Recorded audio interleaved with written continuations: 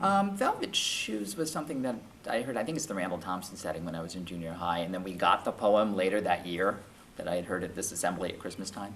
And it was a poem I always liked. It's by Eleanor Wiley. It describes walking through the snow right after a snowstorm has stopped. So it's, it's pristine, it's white. There are a lot of white imagery in it, wool, milk, things like that.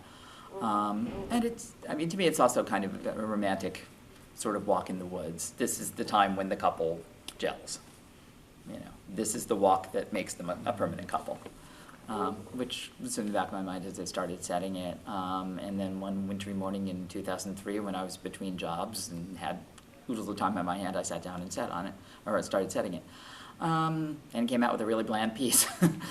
You can text paint a little too well at times, it turns out.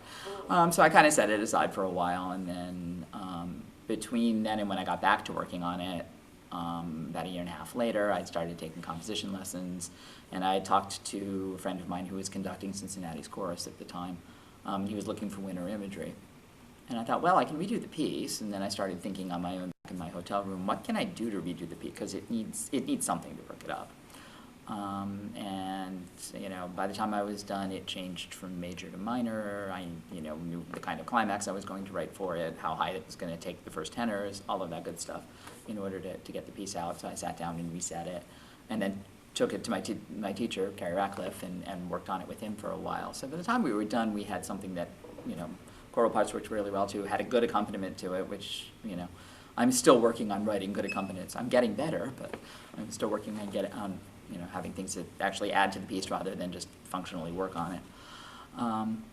And by the time I got done with it, I was really happy with what I'd done. I, passed it around to a few people. I think a few other choruses have done it before we got around to doing it, but Rob decided he liked it for a concert where we weren't doing heavily religious music.